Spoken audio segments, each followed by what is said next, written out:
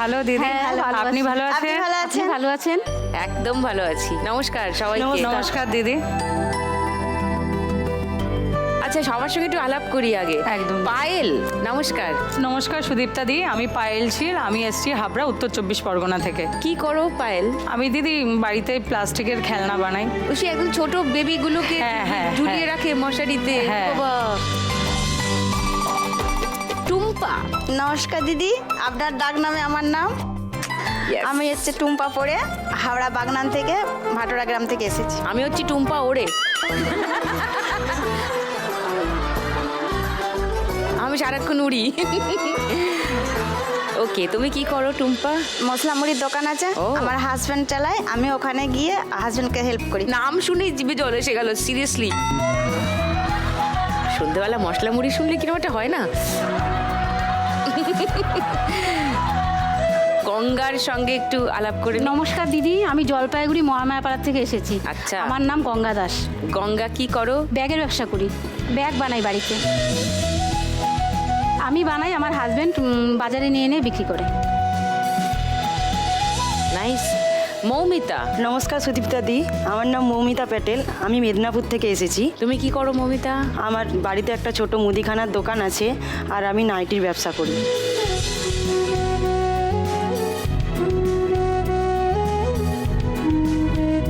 তুমি আর তোমার বর মিলে চালাও না? না, আমার হাজবেন্ড নেই, আমি আর আমার মা মিলে চালাই।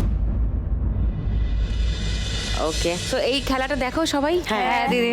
ফার্স্ট রাউন্ডের প্রিয় খেলা কি পায়েল? টাকার খনি। ওই দেখো, খনি। টুম্পা, টাকার খনি। তোমারও তাই? মৌমিতা, টাকার খনি। সবার টাকার খনি খেলতে ইচ্ছে করছে। তাহলে টাকার খনিই খেলাই। ফার্স্ট রাউন্ডে আজকে খেলবো টাকার খনি। খেলা শুরু করার আগে আরেকবার পায়েলের কাছে আসি। তোমার বাড়িতে কে কে আছেন পায়েল? আমি, আমার হাজবেন্ড, ছেলে, মেয়ে আর শাশুড়ি আছে। ছেলেও মেয়েও? হ্যাঁ। কত বড় তারা? মেয়ের বয়স এই 14 বছর, ছেলে 7 বছর। বাহ। আর হাজবেন্ড কি করেন? হাজবেন্ড এখন লটারির দোকান আছে দিদি। আগে আমাদের লকডাউনের আগে মোবাইলের দোকান ছিল।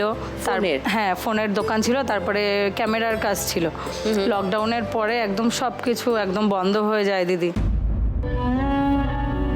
হ্যাঁ, লকডাউনের সময়টা তো সবই প্রায় বন্ধ। যার জন্য সব বন্ধ হয়ে যায়, মানে একদমই মানে সংসার চালানোর মতনও কোনো রকম ইসে ছিল না। তারপরে বাপের বাড়ির থেকে সাপোর্ট পাই, যার জন্য চলছিল। তারপরে বসে থেকে কি করবে, তারপরে ভাবলো যে একটা লটারির দোকান যদি দিই, নিজস্ব দোকানও নেই যে দেবে। তারপরে এক সাইডে লটারির দোকান দিল টেবিল পেতে। এখন দিদি ওই লটারির দোকানই করছে। সেটা কোথায়? রাস্তার উপরে? হ্যাঁ, রাস্তার উপরেই দিদি। লকডাউনের পরে ছেলের তখন প্রায় 3 বছর বয়সে ওর সারা শরীর ফুলতে শুরু করে। ডাক্তারও প্রথমে ধরতে পারেনি, তারপরে অনেক রকম ট্রিটমেন্ট করে জানতে পারি ওর নেফ্রোটিং ধরা পড়েছে। তারপরে প্রচুর ডাক্তার দেখিয়েছি, প্রচুর রিপোর্ট করেছি, আমি হসপিটালে ভর্তি হয়েছি।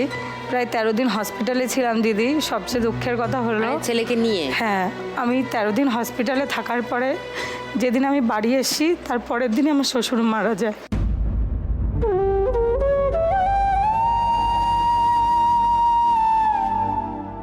তারপরে শ্বশুরের আগে লটারির দোকান ছিল, দুইজন মিলে কাজবাজ করতো, আমার হাজবেন্ড শ্বশুর। তারপরে ও পুরো একা হয়ে যায়, কি করে কি করব।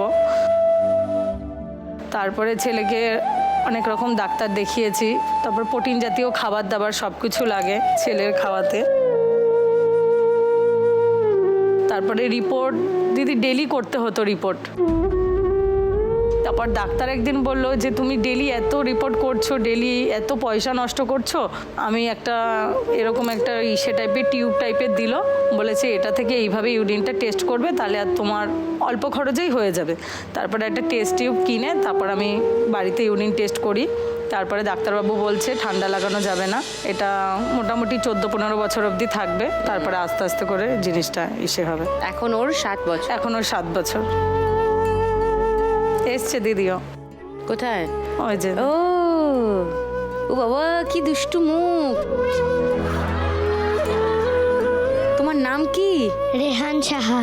আর দিদির নাম কি? রাহি সাহা। রাহি। ঝুমঝুমি বানানো